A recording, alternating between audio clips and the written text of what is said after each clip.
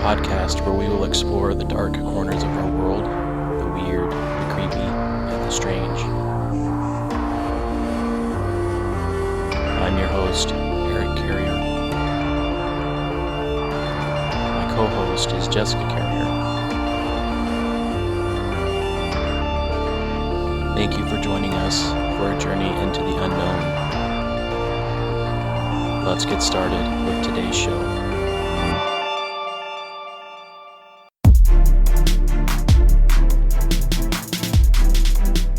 Hey guys, welcome to the podcast. This is the Prairieland Paranormal Podcast, and I am your host, Eric Carrier. As always, I'm here with my wife and my co-host, Jessica Carrier. Jess, what do we have in store for our listeners today? Well, today we're going to be talking about the hollow earth theory. This is basically the belief that the earth is hollow and that there may be lost civilizations living within. I absolutely love this topic. I've been interested in this for a very, very long time. I know that you and I have discussed this on many occasions. The beauty, I think, of this topic is that it quite literally possibly answers nearly every mysterious paranormal question ever known to man. If you want to know about secret military bases, if you want to know about cryptids, if you want to know about UFOs or lost treasure, lost civilizations, they all have their place in the hollow earth theory. Yes, this is definitely an interesting theory, and it plays a huge role when it comes to the paranormal. Before we get started with today's show, we want to take a second and to thank everyone who's been joining us on social media. If you are interested in engaging with us on Facebook, Twitter, Instagram, or YouTube, all of those accounts can be accessed through our website, which is www.prairielandparanormalpodcast.com. We also want to remind you that if you had an experience that you would like to share, that you can also submit these experiences through our website. We also want to let you know that our YouTube channel is live. We have 4 pod bites currently loaded up there at the moment, with several more scheduled over the next couple of weeks. The goal with this channel is not to just blast full episodes of the podcast, but to take highlights and interesting stories from the podcasts and turn them into short 10-minute or less video stories that we are calling pod bites. We promised that we would choose a subscriber from that channel this week and send them some swag. We want to thank Beth Jukes for the subscription and for leaving a nice comment about how much she enjoys the show. Beth, thank you. Yes, Beth, thank you. We really appreciate your subscription. If you will contact us via email, we will make sure to send you the promised swag. Lastly, if you are enjoying the podcast, we would invite you to please consider sharing it with your friends and family and leaving a review on your favorite podcast player. Yes, we would really appreciate that. Thank you. All right, let's get started with today's show.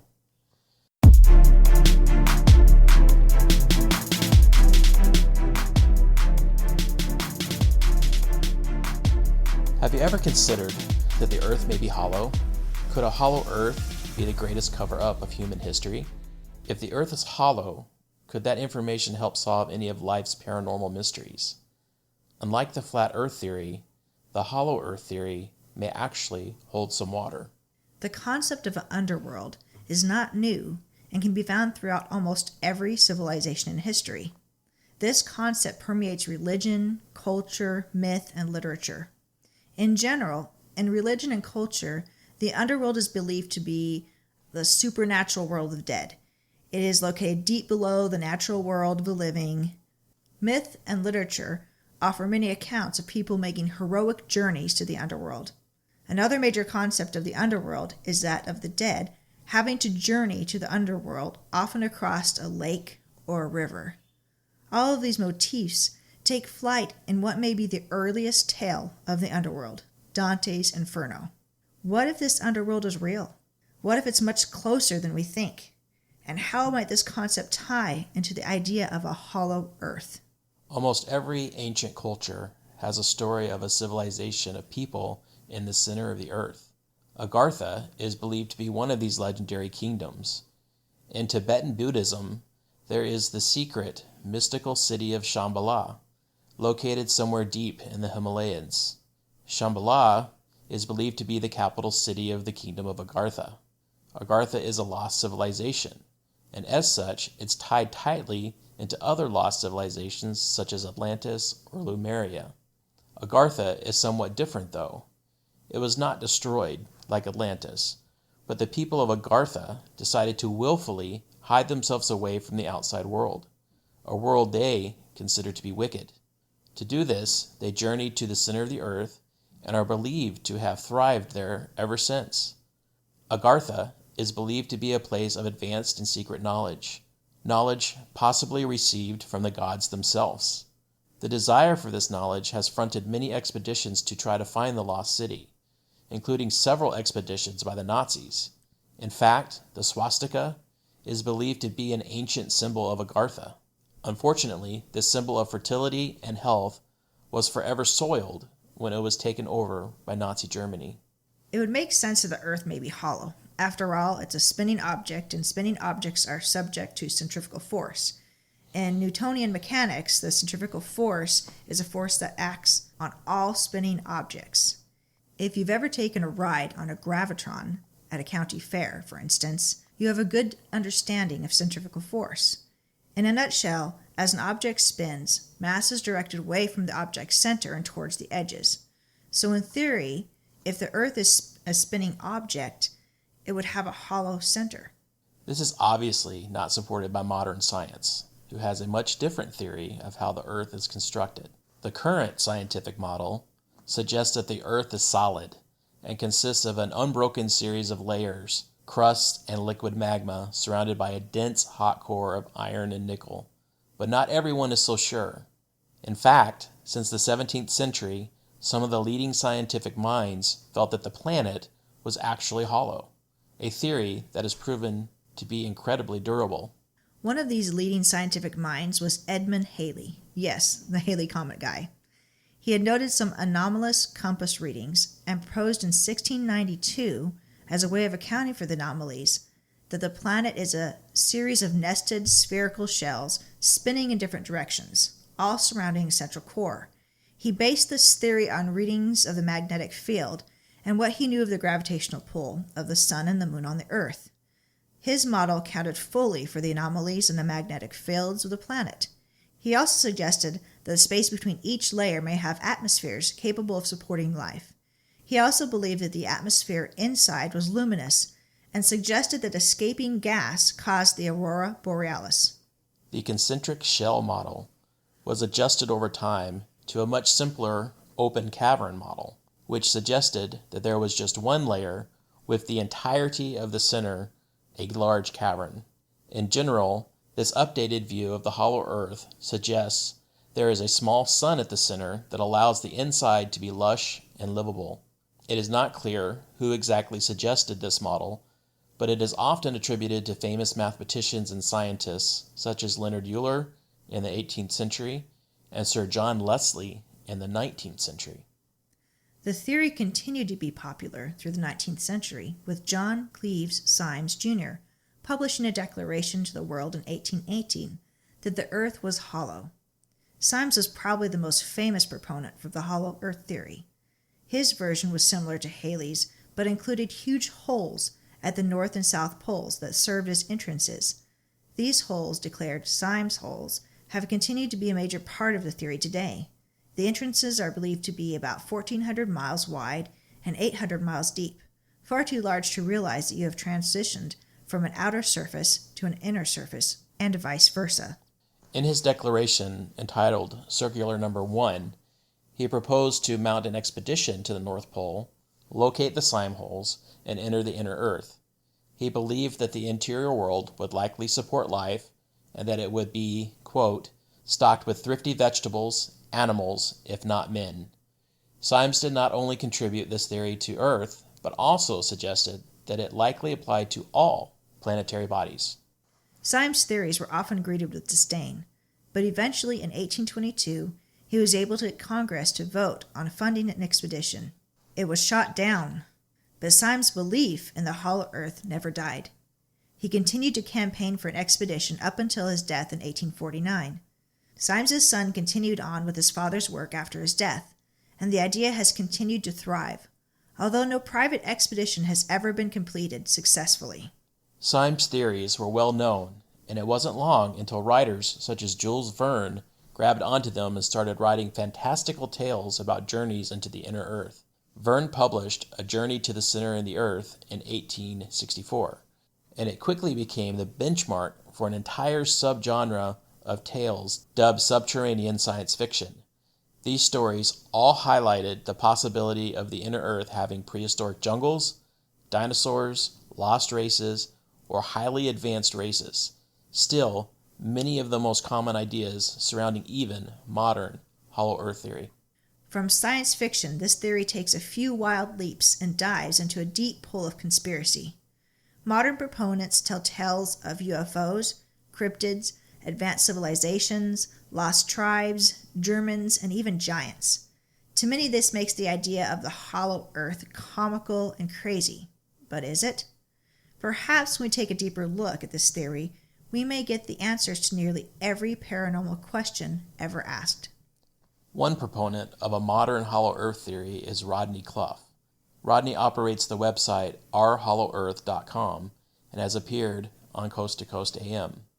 He certainly has his own unique spin on the topic.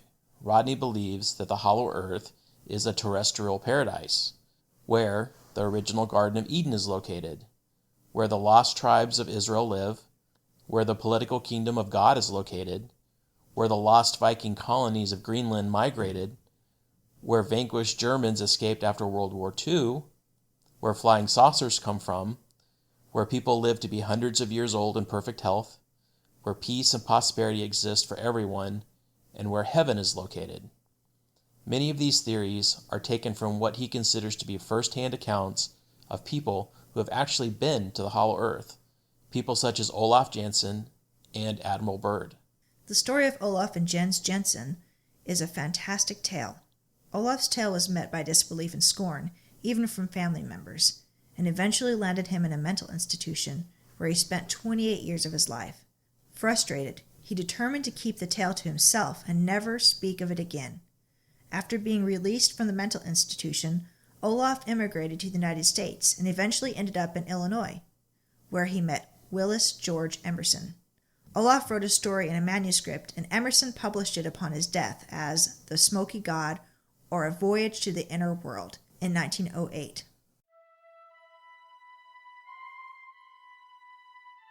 Olaf was 19 years old when his journey started. He and his father left Stockholm in April 1829 to sail to Franz Josef Land. His father, a fisherman, had found some ivory tusks there that fetched a good price in Stockholm, and they were determined to return and collect some more. Once they arrived in Franz Josef Land, Olaf's father, feeling adventurous, suggested that they sail even further north. My father was an ardent believer in Odin and Thor, and had frequently told me they were gods who came from far beyond the north wind. There was a tradition, my father explained, that still farther northward was a land more beautiful than any that mortal man had ever known, and that it was inhabited by the chosen. My youthful imagination was fired by the ardor, zeal, and religious fervor of my good father, and I exclaimed, "Why not sail to this goodly land? The sky is fair, the wind favorable, and the sea open." Even now, I can see the expression of pleasurable surprise on his countenance as he turned toward me and asked, "My son, are you willing to go with me and explore, to go far beyond where man has ever ventured?" I answered affirmatively. "Very well," he replied. "May the god Odin protect us." And quickly adjusting the sails, he glanced at our compass, turned the prow in due northerly direction through an open channel, and our voyage began. The excitement was real, and after nearly 30 hours of sailing and a heavy meal, the duo fell asleep, only to be awakened by a furious storm. A fierce snowstorm was raging. The wind was directly astern, driving our sloop at a terrific speed, and was threatening every moment to capsize us. There was no time to lose. The sails had to be lowered immediately. Our boat was writhing in convulsions. By what miracle we escaped being dashed to utter destruction, I do not know. I remember our little craft creaked and groaned as if its joints were breaking. It rocked and staggered to and fro as if clutched by some fierce undertow of whirlpool and maelstrom. This terrible, nerve-wracking ordeal, with its nameless horrors of suspense and agony of fear undescribable, continued for more than 3 hours, and all the time we were being driven forward at fierce speed.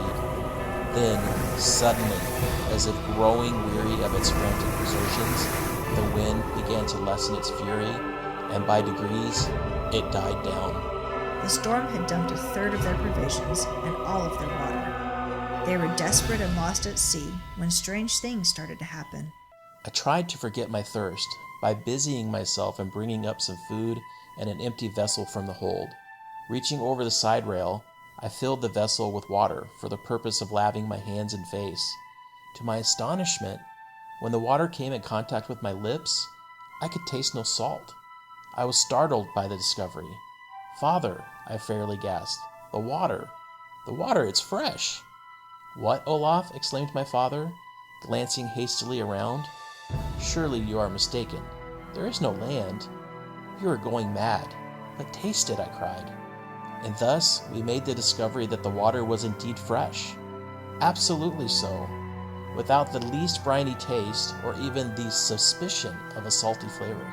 Not only was the water somehow drinkable, but their compass was also acting strange. We had scarcely appeased our hunger when a breeze began to fill the idle sails, and glancing at the compass, we found the northerly point pressing hard against the glass. In response to my surprise, my father said, "I have heard of this before. It is what they call the dipping of the needle." We loosened the compass and turned it at right angles with the surface of the sea, before its point would free itself from the glass and point accordingly to an unmolested attraction. It shifted uneasily and seemed as unsteady as a drunken man, but finally pointed a course. Before this, we thought the wind was carrying us north by northwest, but with the needle free, we discovered, if it could be relied upon, that we were sailing slightly north by northeast. Our course, however, was ever trending northward. And that wasn't all. There was a new sun in the sky. One day, about this time, my father startled me by calling my attention to a novel sight far in front of us, almost at the horizon. "It's a mock sun," explained my father. "I have read of them. It is called a reflection or a mirage. It will soon pass away." This dull, red, false sun, as we supposed it to be, did not pass away for several hours, and while we were unconscious of its emitting any rays of light, still there was no time thereafter when we could not sweep the horizon in front and locate the illumination of the so-called false sun, during a period of at least 12 hours out of every 24. Clouds and mists would at times almost, but never entirely, hide its location. Gradually, it seemed to climb higher in the horizon of the uncertain purpley sky as we advanced.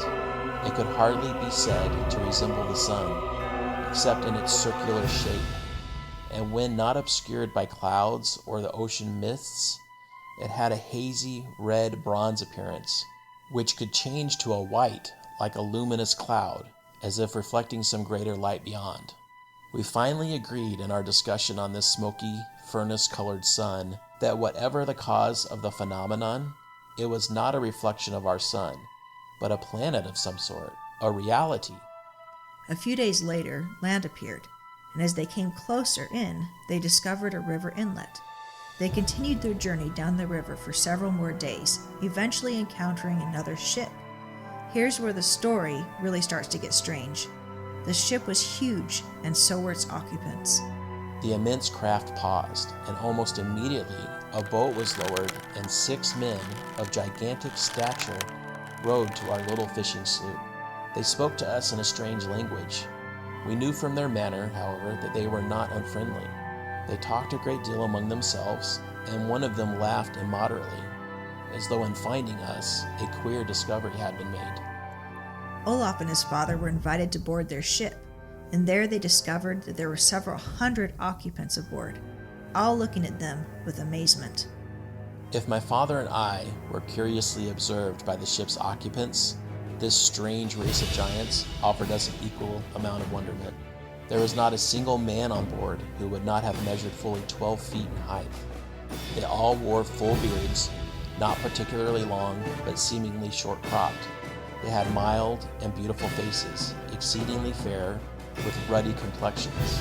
The hair and the beard of some were black, others sandy, and still others yellow. The captain, as we designated the dignitary in command of the great vessel, was fully a head taller than any of his companions. The women averaged from 10 to 11 feet in height. Their features were especially regular and refined, while their complexion was of a most delicate tint, heightened by a helpful glow. Olaf and his father felt safe with their strange new companions, and Jens was convinced that they had traveled to the legendary lands of the North Winds. Olaf and Jens lived among these people for 2 years, learning their language and their culture. Here they learned about electricity. The ship was equipped with a mode of illumination which I now presume was electricity, but neither my father nor myself were sufficiently skilled in mechanics to understand whence came the power to operate the ship, or to maintain the soft, beautiful lights that answered the same purpose of our present methods of lighting the streets of our cities, our houses, and our places of business. It must be remembered, the time of which I write is the autumn of 1829, and we, of the outside surface of the earth, knew nothing then, so to speak, of electricity. They also saw great displays of gold. I never saw such a display of gold. It was everywhere. The door casings were inlaid and the tables were veneered with sheetings of gold. Domes of the public buildings were of gold. It was used most generously in the furnishings of the great temples of music. They also saw great displays of vegetation of mammoth proportions. Vegetation grew in lavish exuberance, and fruit of all kinds possessed the most delicate flavor. Clusters of grapes, 4 and 5 feet in length, each grape as large as an orange, and apples larger than a man's head, typified the wonderful growth of all things on the inside of the earth.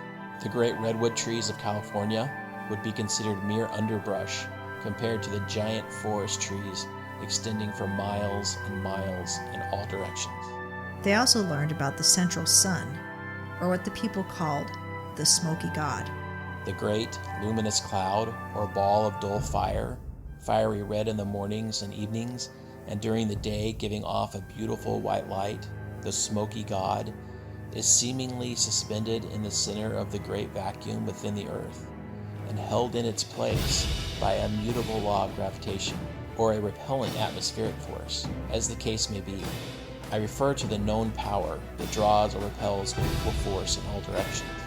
The base of this electrical cloud or central luminary, the seat of the gods, is dark and non-transparent, save for innumerable small openings, seemingly in the bottom of the great support or altar of the deity, upon which the smoky god rests. And the lights shining through these many openings twinkle at night in all their splendor, and seem to be stars, as natural as the stars we saw shining when we were at home in Stockholm, except that they appear larger. The smoky god, therefore, with each daily revolution of the earth, appears to come up in the east and go down in the west, the same as does our sun on the external surface. In reality, the people within believe that the smoky god is the throne of Jehovah and is stationary. The effect of night and day is therefore produced by the earth's daily rotation. After living among the people for a year and learning their language, they were called to appear before the great high priest, the ruler of the inner earth. They traveled to the city of Eden to meet him on a monorail. This vehicle was doubtless some electrical contrivance. It was noiseless and ran on a single rail in perfect balance. The trip was made at a very high rate of speed. We were carried up hills and down dales, across valleys, and again along the sides of steep mountains, without any apparent attempt having been made to level the earth as we do for railroad tracks. In the city of Eden, they viewed a great artesian fountain, which was said to be the source of the 4 great rivers, the Euphrates, the Pison, the Gihon, and the Hiddekel. They spent nearly 2 hours in an interview with the great high priest, who finished his interview with a final question. At the conclusion of the interview, he inquired our pleasure, asking us whether we would wish to remain in his country or if we preferred to return to the outer world, providing it were possible to make a successful return trip across the frozen belt barriers that encircled both the northern and the southern openings of the earth. My father replied, It would please me and my son to visit your country and see your people, your colleges and places of music and art, your great fields, your wonderful forests of timber, and after we have had this pleasurable privilege, we should like to try to return to our home on the outside surface of the earth. This son is my only child, and my good wife will be weary waiting our return. They lived among the people for another year, traveling and seeing all the inner earth had to offer. This included art, culture, and music. The people were exceedingly musical and learned to a remarkable degree in their arts and sciences, especially geometry and astronomy. Their cities are equipped with vast palaces of music, where not infrequently as many as 25,000 lusty voices of this giant race swell forth in mighty choruses of the most sublime symphonies. Their principal vocations are architecture, agriculture, horticulture, and the raising of herds and cattle, and the building of conveyances peculiar to that country for travel on land and water. They also viewed massive species of animals, including large birds, turtles, and elephants. Whether inland, among the mountains, or along the seashore, we found bird life prolific. When they spread their great wings, some of the birds appeared to measure 30 feet from tip to tip. They are of great variety and many colors. Their host, Professor Galdea, took them to an inlet where they saw thousands of tortoises along the sandy shore. I hesitate to state the size of these great creatures. They were from 25 to 30 feet in length, from 15 to 20 feet in width, and fully 7 feet in height. When one of them projected its head, it had the appearance of some hideous sea monster. One day, we saw a great herd of elephants. There must have been 500 of these thunder-throated monsters, with their restlessly waving trunks. They were tearing huge boughs from the trees and trampling smaller growth into dust. They would average over 100 feet in length and from 75 to 85 feet in height. Then after 2 years, it was time to return home. After having spent considerably more than a year and visiting several of the many cities of the within world and a great deal of intervening country, and more than 2 years had passed from the time we had been picked up by the great excursion ship on the river, we decided to cast our fortunes once more upon the sea and endeavor to regain the outside surface of the earth. We had made known our wishes, and they were reluctantly but promptly followed. Our hosts gave my father, at his request, various maps showing the entire inside surface of the earth, its cities, oceans, seas, rivers, gulfs, and bays. They also generously offered to give us all the bags of gold nuggets, some of them as large as goose eggs, that we were willing to attempt to take with us in our little fishing boat. After our giant brothers had launched our little craft for us, they were most cordially regretful at parting, and evinced much solicitude for our safety. The journey home was treacherous, and unfortunately their small vessel succumbed to the barrage of an iceberg. Olaf was stranded, and his father was killed. Miraculously, Olaf was rescued by a Scottish whaling ship and eventually returned home. But as previously stated, his life was not happy. While heavily debated as fiction or nonfiction, Olaf's story, while tragic, is certainly interesting nonetheless. Could it be real? Could a civilization be living far into the north winds?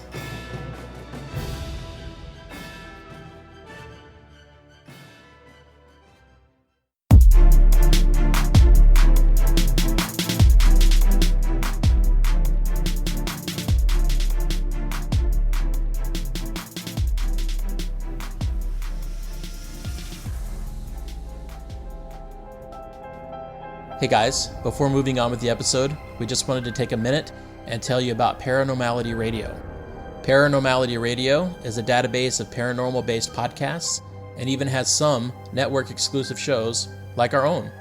We are pleased to announce that we have officially become part of the Paranormality Network and join other great shows like Cryptids, Belief Hole, I Have a Strange Story, and Paranormal Universe. If you enjoy paranormal, horror, conspiracy, cryptid, sci-fi, or creepypasta-based podcasts, you're going to find everything you're looking for at paranormalityradio.com. Please check it out. Okay, back to the show.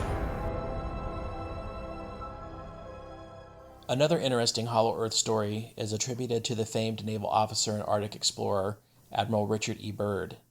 He is rumored to have a secret diary in which he recorded an experience in which he and a radio engineer entered the North Polar opening while flying over the North Pole.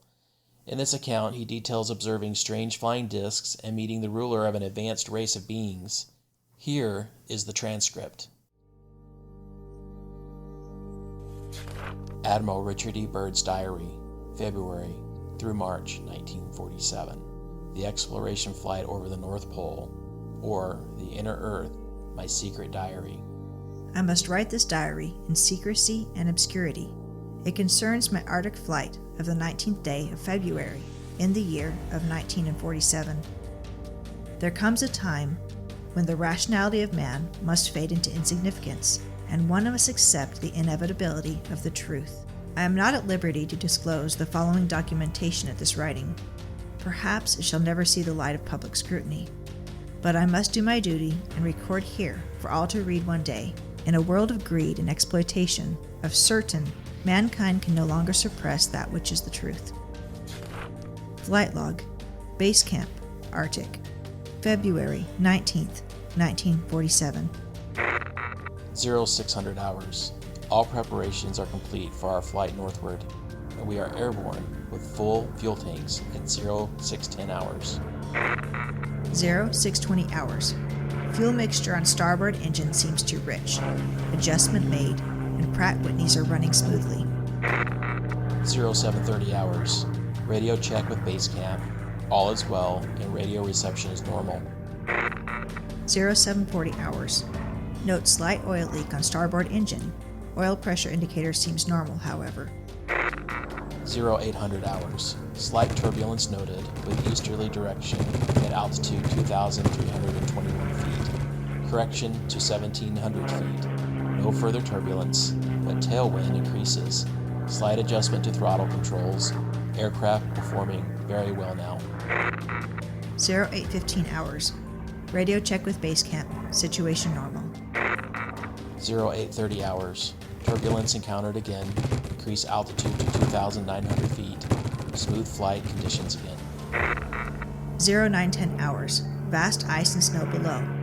Note coloration of yellowish nature and disperse a linear pattern, alternating course for a better examination of this color pattern below. Note reddish or purple color also. Circle this area 2 full turns and return to assigned compass heading. Position check made again at the base camp, and relay information concerning colorations in the ice and snow below. 0910 hours. Both magnetic and gyro compasses beginning to gyrate and wobble. We are unable to hold our heading by instrumentation. Take bearing with sun compass, yet all seems well. The controls are seemingly slow to respond and have a sluggish quality, but there is no indications of icing. 0915 hours. In the distance is what appears to be mountains. 0949 hours. 29 minutes elapsed flight time from the first sighting of the mountains. It is no illusion. There are mountains consisting of a small range that I have never seen before. 0955 hours. Altitude changed to 2,950 feet. Encountering strong turbulence again. 1000 hours. We are crossing over the small mountain range and still proceeding northward as best as can be ascertained. Beyond the mountain range is what appears to be a valley with a small river or stream running through the center portion. There should be no green valley below. Something is definitely wrong and abnormal here. We should be over ice and snow. To the port side are great forests growing on the mountain slopes. Our navigation instruments are still spinning. The gyroscope is oscillating back and forth. 10:05 hours. I alter altitude to 1,400 feet and execute a sharp left turn to better examine the valley below. It is green with either moss or a type of tight-knit grass. The light here seems different. I cannot see sun anymore. We make another left turn, and we spot what seems to be a large animal of some kind below us. It appears to be an elephant. No, it looks like a mammoth. This is incredible. Yet here it is. Decrease altitude to 1,000 feet and take binoculars to better examine the animal. It is confirmed. It is definitely a mammoth-like animal. Report this to base camp. 10:30 hours. Encountering more rolling green hills now. The external temperature indicator reads 74 degrees Fahrenheit. Continuing on our heading right now. Navigation instruments seem normal now. I am puzzled over their actions. Attempt to contact base camp. Radio is not functioning. 11:30 hours. Countryside below is more level and normal, if I may use that word. Ahead we spot what seems to be a city. This is impossible. Aircraft seems light and oddly buoyant. The controls refuse to respond. My God, off our port starboard wings are a strange type of aircraft. They are closing rapidly alongside. They are disc-shaped and have a radiant quality to them. They are close enough now to see the markings on them. It is a type of swastika. This is fantastic. Where are we? What has happened? I tug at the controls again. They will not respond. We are caught in an invisible vice grip of some type. 11:35 hours. Our radio crackles, and a voice comes through in English with what perhaps is a slight Nordic or Germanic accent. The message is, "Welcome, Admiral, to our domain. We shall land you in exactly 7 minutes. Relax, Admiral. You are in good hands. I note the engines of our plane have stopped running. The aircraft is under some strange control and is now turning itself. The controls are useless." 11:40 hours. Another radio message received. We begin the landing process now, and in moments the plane shudders slightly and begins to descend as though caught in some great unseen elevator. The downward motion is negligible, and we touch down with only a slight jolt. 11:45 hours. I am making a hasty last entry in the flight log. Several men are approaching on foot towards our aircraft. They are tall, with blonde hair. In the distance is a large, shimmering city, pulsating with rainbow hues of color. I do not know what is going to happen now, but I see no signs of weapons on those approaching. I hear now a voice ordering me to open the cargo door. I comply. End log. From this point, I write all the following events here from memory. It defies the imagination and would seem all but madness if it had not happened. The radio man and I are taken from the aircraft, and we are received in a most cordial manner. We were then boarded on a small platform-like conveyance with no wheels. It moves us towards a glowing city with great swiftness. As we approach, the city seems to be made of a crystal material. Soon we arrive at a large building that is a type I have never seen before. It appears to be right out of the design board of Frank Lloyd Wright, or perhaps more correctly, out of a Buck Rogers setting. We are given some type of warm beverage which tasted like nothing I'd ever savored before. It is delicious. After about 10 minutes, two of our wondrous appearing hosts come to our quarters and announce that I am to accompany them. I have no choice but to comply. I leave my radio man behind, and we walk a short distance and enter into what seems to be an elevator. We descend downward for some moments. The machine stops and the door lifts silently upward. We then proceed down a long hallway that is lit by a rose-colored light and seems to be emanating from the very walls themselves. One of the beings motions for us to stop before the great door. Over the door is an inscription that I cannot read. The great door slides noiselessly open, and I am beckoned to enter. One of my hosts speaks. "Have no fear, Admiral. You are to have an audience with the Master." I step inside, and my eyes adjust to the beautiful coloration that seems to be filling the room completely. Then I begin to see my surroundings. What greeted my eyes is the most beautiful sight of my entire existence. It is, in fact, too beautiful and wondrous to describe. It is exquisite and delicate. I do not think there exists a human term that can describe it in any detail with justice. My thoughts are interrupted in a cordial manner by a warm, rich voice of melodious quality. "I bid you welcome to our domain, Admiral." I see a man with delicate features and with the etching of years upon his face. He is seated at a long table. He motions me to sit down in one of the chairs. After I am seated, he places his fingertips together and smiles. He speaks softly again and conveys the following. "We have let you enter here because you are of noble character and well known on the service world, Admiral." "Service world," I half gasp under my breath. "Yes," the Master replies with a smile. "You are in the domain of the Ariani, the inner world of Earth. We shall not long delay your mission, and you will be safely escorted back to the surface and for a distance beyond. But now, Admiral, I shall tell you why you have been summoned here. Our interest rightly begins just after your race exploded the first atomic bombs over Hiroshima and Nagasaki, Japan. It was at that alarming time we sent our flying machines, the Flugelrads, to your surface world to investigate what your race had done. That is, of course, past history now, my dear Admiral. But I must continue on. You see, we have never interfered before in your race's wars and barbarity, but now we must, for you have learned to tamper with a certain power that is not for man, namely that of atomic energy. Our emissaries have already delivered messages to the powers of your world, and yet they do not heed. Now you have been chosen to be witness, here, that our world does exist. You see, our culture and science is many thousands of years beyond your race, Admiral. I interrupted. But what does this have to do with me, sir? The master's eyes seemed to penetrate deeply into my mind, and after studying me for a few moments, he replied, "Your race has now entered the point of no return, for there are those among you who would destroy your very world rather than relinquish their powers as they know it." I nodded, and the master continued, "In 1945 and afterward, we tried to contact your race, but our efforts were met with hostility. Our Flugelrods were fired upon, yes, even pursued with malice and animosity by your fighter planes. So now, I say to you, my son, there is a great storm gathering in your world, a black fury that will not spend itself for many years.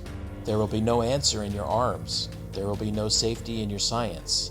It may rage on until every flower of your culture is trampled and all human things are leveled in vast chaos. Your recent war was only a prelude of what is yet to come for your race.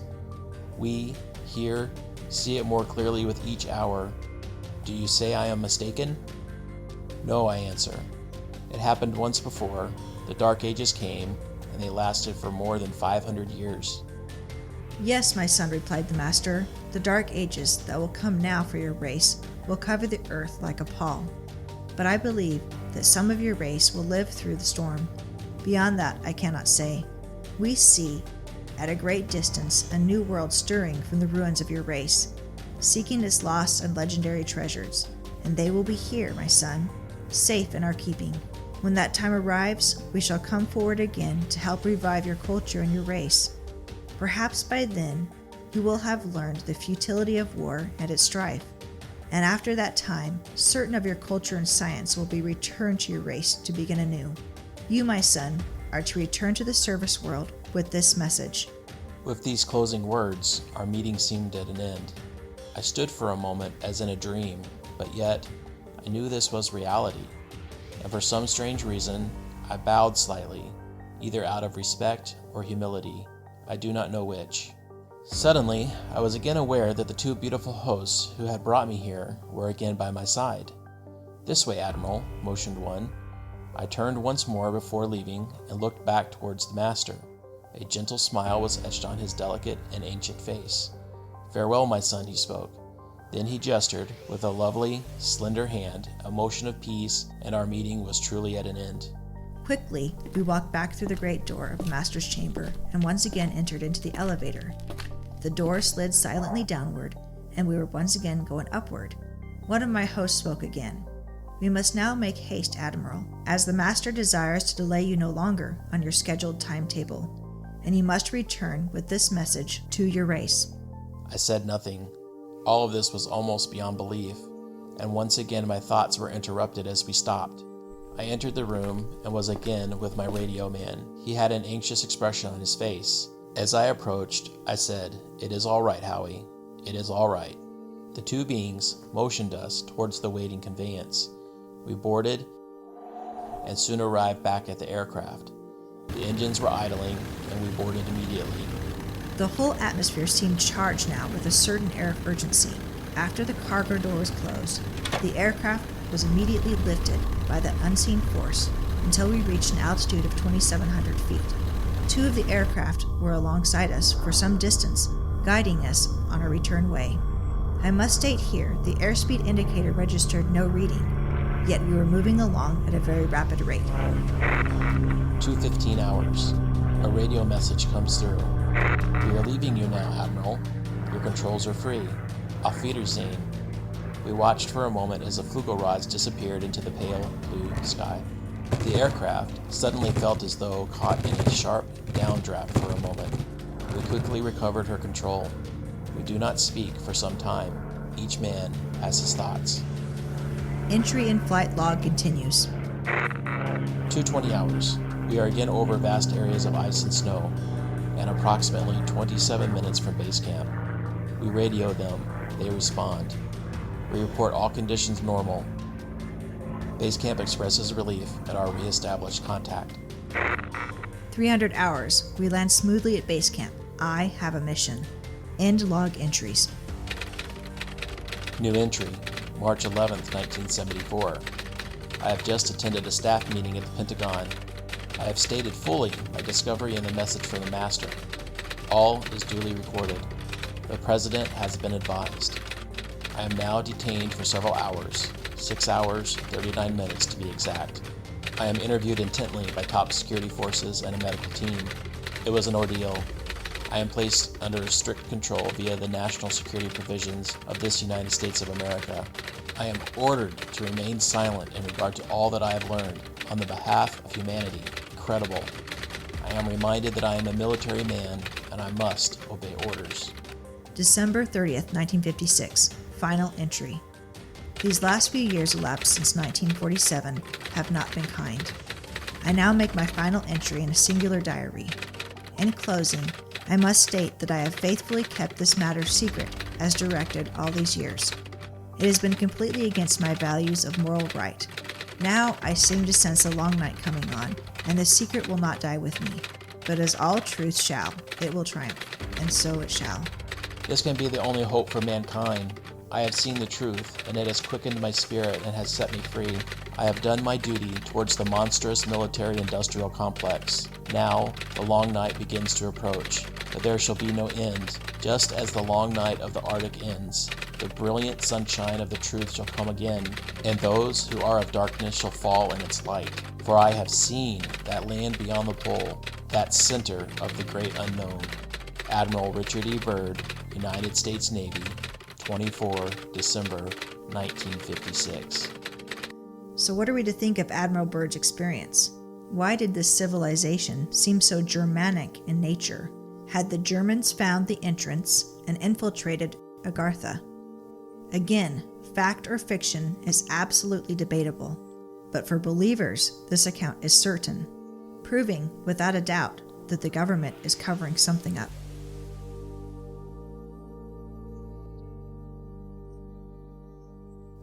Okay, so at this point you might be asking yourself, if there are giant holes at the North and South poles, why have we never seen them?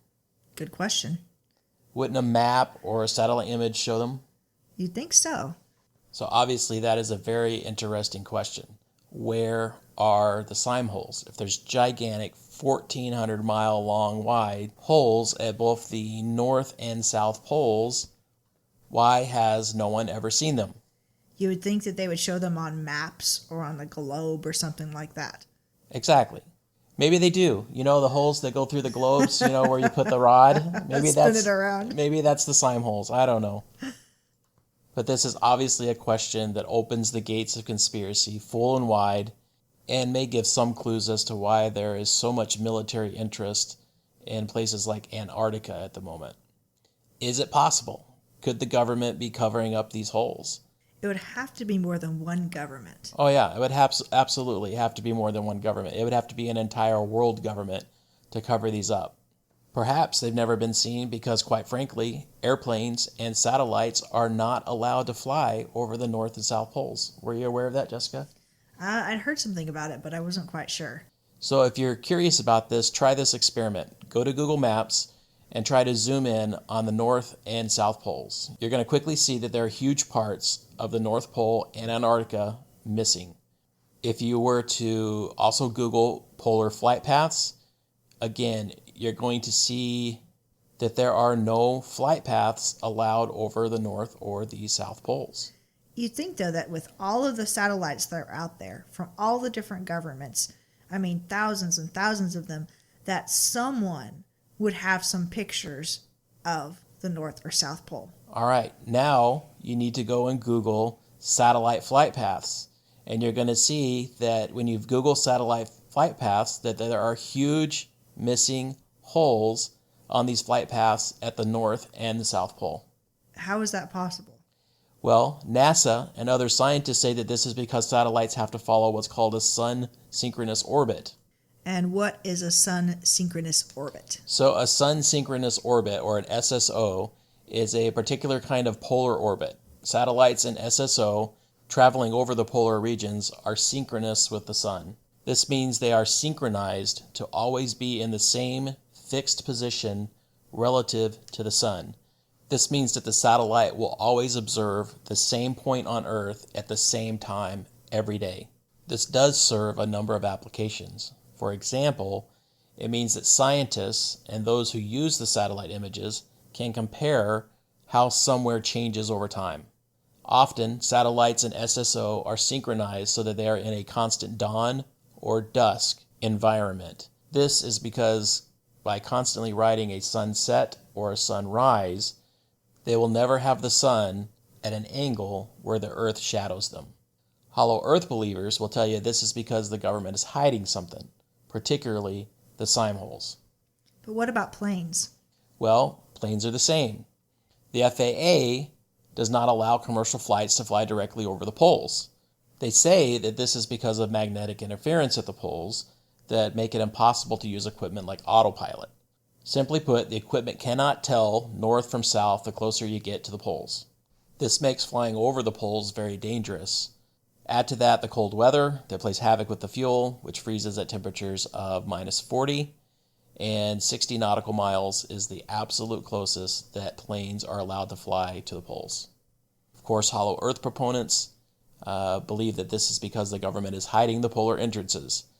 So what is the government hiding in Area 51, the mountain regions of Tibet, and Disney World, which also have flight bans? Well, for Disney World, it's because no one wants planes in their pictures. For Area 51, I have no idea. And for Tibet, it's got to be an entrance into Shambhala. Perhaps. So if the government is covering up polar openings, we will probably never know. But it is absolutely true that both satellites and planes are banned from flying over the North and South Poles. And I find that very interesting. Me too. So what about geology or earthquakes? Can they give us some information on the actual structure of the Earth? Yeah, scientists actually do use, earthquakes and other large explosions to help determine the structure of the Earth. One thing that they've noticed about earthquakes is that the Earth doesn't seem to ring after an earthquake like a solid mass. It seems to ring more like a bell. Hollow Earthers believe that all of the seismic activity and volcanic activity takes place within the Earth's 800-mile crust. They believe that science conveniently ignores any data that does not support the current claim of a solid Earth. For instance, this bell phenomenon. It has long been known that extremely large earthquakes, such as the one in Alaska in 1964, it was a magnitude 8.3, have caused the Earth to ring like a bell for hours after the quake.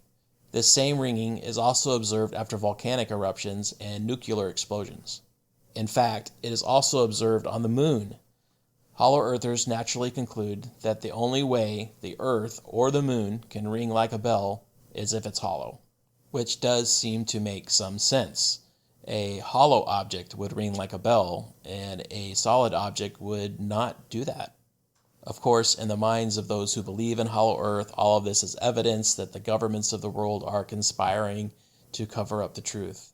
In fact, they conclude that this is the world's most secret cover-up, that there are civilizations of people living in the inner Earth, that these civilizations are thousands of years more advanced than our own, that there are huge north and south polar entrances, and that UFOs are intraterrestrial and not extraterrestrial.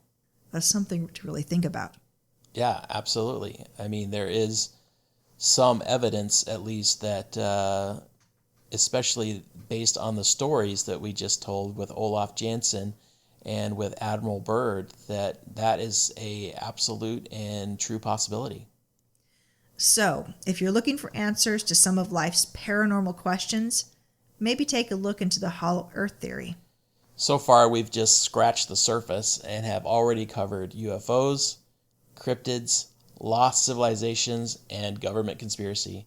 It seems that this theory, if true, may just contain a wealth of answers. All right, folks, that's the end of this episode. Thank you for joining us. We appreciate you listening. If you have enjoyed the show, please consider subscribing. You can also find us on Facebook and Twitter. And remember, if you've had a paranormal experience that you would like to share, please email us at prairielandparanormalpodcast@gmail.com or visit our website at prairielandparanormalpodcast.com. So until next time, remember, don't be normal when you can be paranormal.